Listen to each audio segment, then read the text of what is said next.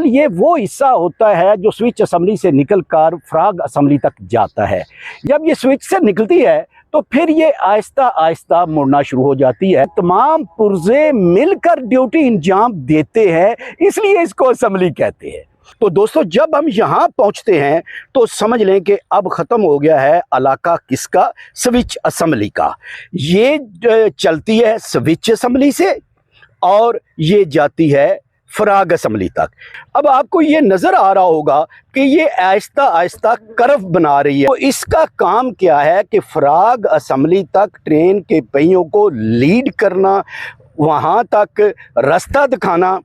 जो इसके नीचे स्लीपर बिछाए जाते हैं वो इंतहाई मजबूत होने चाहिए। इसके तीसरे हिस्से में आते हैं फास्टनर्स, वो जो कील काबले होते हैं वो इस सारे में आते हैं। दोस्तों, रेलवे ट्रैक के बारे में हमारी जो व्लॉग की सीरीज चल रही है, ये आज उसका चौथा व्लॉग है। पिछले व्लॉग में आप स्विच असेंबली को देख चुके हैं। तो ये टर्न आउट की 3 असेंबलीज होती हैं, स्विच असेंबली, फ्रॉग असेंबली और लीड असेंबली। तो आज हम लीड असेंबली को डिस्कस करेंगे। दरअसल ये वो हिस्सा होता है जो स्विच असेंबली से निकलकर फ्रॉग असेंबली तक जाता है।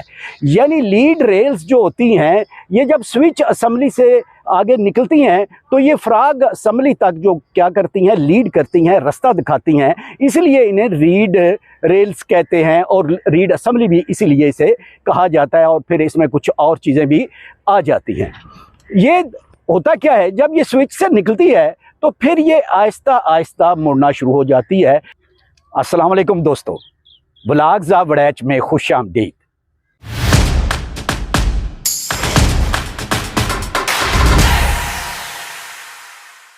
सुनाएं, क्या हाल है आपका? आप ठीक हैं, खुश हैं, राज़ी हैं?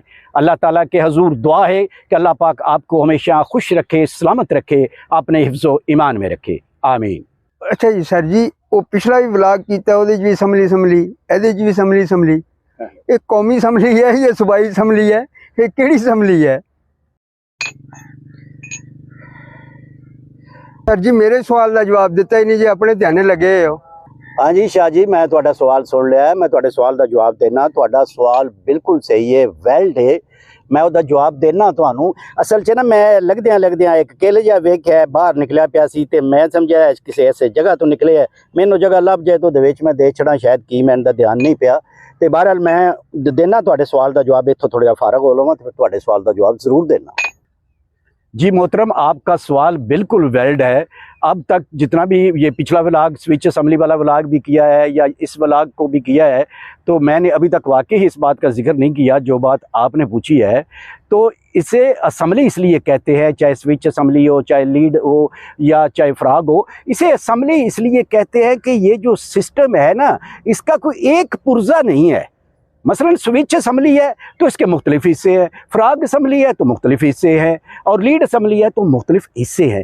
चूँकि ये असेंबली जो है ये मुख्तलिफ हिस्सों पर बनती है, इसके मुख्तलिफ पार्ट्स हैं, इसके छोटे छोटे पुर्जे हैं हर असेंबली के, तो लिहाजा कोई एक पुर्जा काम नहीं करता, बल्कि तमाम पुर्जे मिलकर ड्यूटी अंजाम देते हैं, इसलिए इसको असेंबली कहते हैं। यानी तमाम पुर्जे जो होते हैं जब ये मिलते हैं तो ये फिर असेंबली का लफ्ज़ इनके लिए यूज़ होता है। आप ख़ुद अच्छी तरह जानते हैं, स्विच असेंबली के ब्लॉग में आपने देखा कि वहाँ पर टाई रॉड भी आया और फिर वहाँ पर इसी तरह आयरन बार भी आया और इसी तरह वो स्विच रेल्स भी आई, यानी कई हिस्से उसके आए।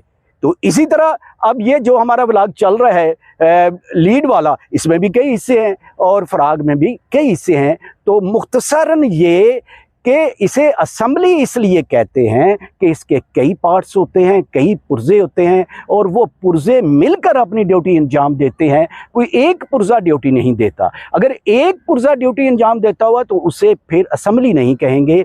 ये तमाम पुर्जे, मुख्तलिफ पुर्जे मिलकर एक ड्यूटी अंजाम देते हैं, लिहाजा इसलिए इन्हें असेंबली कहते हैं। जी दोस्तों, जैसा कि आपको पता है कि हमारा आज का व्लॉग जो है ये लीड असेंबली के बारे में है।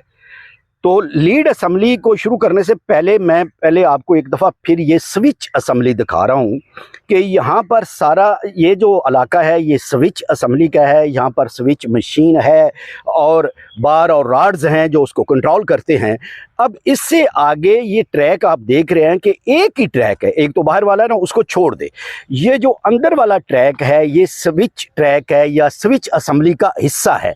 अभी तक यही जा रहा है, यानी स्विच रेल्स जा रही हैं।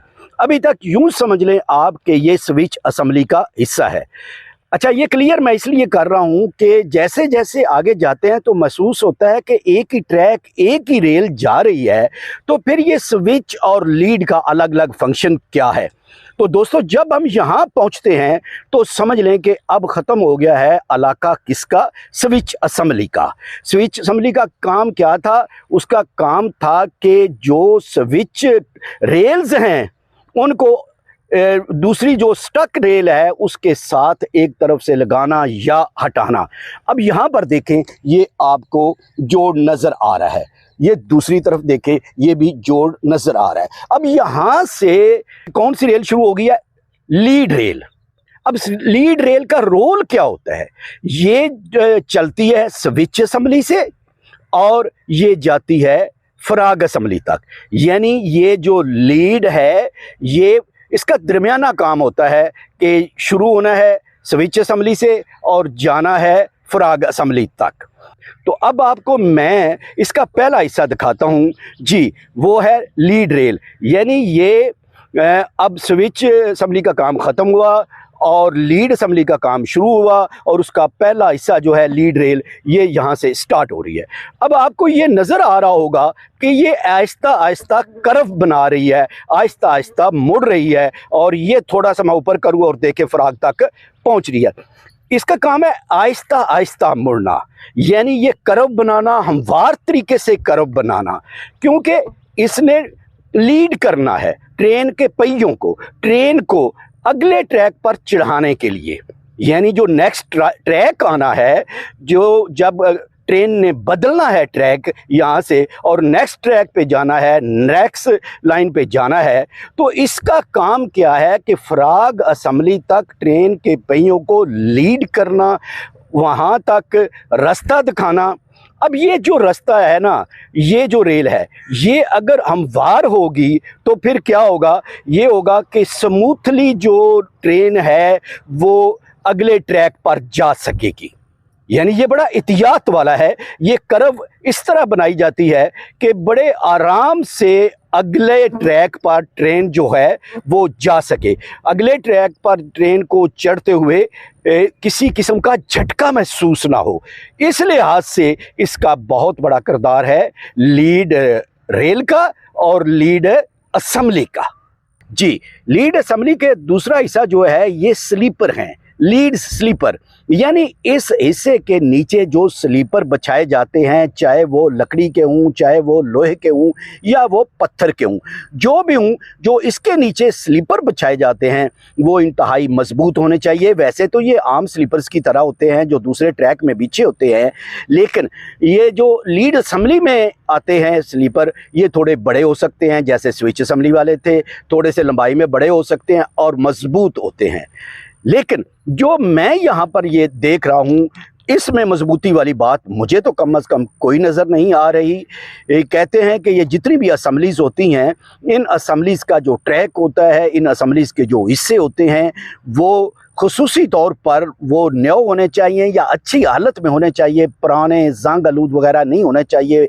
इसकी बेल्स ठीक होनी चाहिए और इसके दूसरे हिस्से जो हैं वो बिल्कुल मुकम्मल और सही होने चाहिए, क्योंकि ये एक हसास किस्म का इलाका होता है ट्रैक का, जहाँ से ट्रेन ने मुड़ना होता है, नए ट्रैक पर आना होता है। लेकिन मुझे कम से कम ये चीज़ यहाँ पर नज़र नहीं आ रही। शायद महकमा वालों के नज़दीक ये सब कुछ ठीक होगा, वो बेहतर जानते हैं इसको। एनी हो, तो इसके स्लीपर्स जो हैं वो लंबे भी हो सकते हैं आम स्लीपर्स से और थोड़े से मजबूत भी होने चाहिए। जी दोस्तों, अब लीड असेंबली के तीसरे हिस्से का जिक्र कर लेते हैं और इसका तीसरा हिस्सा क्या है। इसके तीसरे हिस्से में आते हैं फास्टनर्स। फास्टनर्स किसको कहते हैं आप अच्छी तरह जानते हैं कि इसका मतलब होता है जकड़ कर रखना, बांध कर रखना, जोड़ना। यानी वो जो कील काबले होते हैं वो इस सारे में आते हैं। जो ये स्लीपर्स हैं उनको ट्रैक के साथ जोड़ते हैं या फिर ट्रैक को आपस में जोड़ते हैं, इस सारे हिस्से को यानी ये कील काबले को फास्टनर्स कहते हैं। इसमें स्पाइक्स आते हैं। स्पाइक्स जो होते हैं वो लंबे लंबे कील होते हैं। फिर नट बोल्ट आते हैं जो कि जोड़ता है ट्रैक के दोनों हिस्सों को। इसी तरह प्लेट्स भी होती हैं और इस तरह के छोटे छोटे चीज़ें होती हैं। यानी पंजाबी तुसीं ये समझ लो नट काबले जिहड़े हुंदे ना सारे जिहड़े इहदे जोड़न नूं काम आउंदे ने, जिहड़े इस ट्रैक दे इस हिस्से नूं जिहनूं लीड असैंबली कहा जाता है, इस लीड असैंबली दे मुख्तलिफ हिस्सिਆਂ नूं किधरे स्लीपर नाल किधरे अपने विच जोड़न वास्ते जिहड़े किल काबले इस्तेमाल होंदे ने उन्हां नूं की किया जाता है फास्टनर्स। तो दोस्तों फिर आज का ये व्लॉग जो था ये लीड असैंबली के बारे में था, यानी जिसमें हमने आपको उस रेल के बारे में बताया जो स्विच रेल से निकल के फ्राग रेल तक जाती है और रहनुमाई करती है, रास्ता दिखाती है ट्रेन को, ट्रेन के पहियों को। इसके बारे में आज आपको तफसील बताई। अब रह गया है एक इसका हिस्सा और वो है फ्राग असम्बली। इंशाअल्लाह ताला नेक्स्ट व्लॉग में उसका जिक्र करेंगे। तो दोस्तों आज का ये व्लॉग आपको कैसा लगा? अगर आपको ये व्लॉग अच्छा लगा है तो काइंडली व्लॉग्स ऑफ वड़ैच को सब्सक्राइब कर दें और वो जो बेल आइकॉन है ना उसे भी प्रेस कर दें ताकि आपको हर नया आने वाला व्लॉग बर वक्त मिलता रहे। और फिर इसे अपने दोस्तों में, अपने चाहने वालों में शेयर भी कीजिएगा और लाइक भी कीजिएगा। इसके साथ ही सफदर इकबाल वड़ैच को दे इजाज़त। अल्लाह हाफिज़।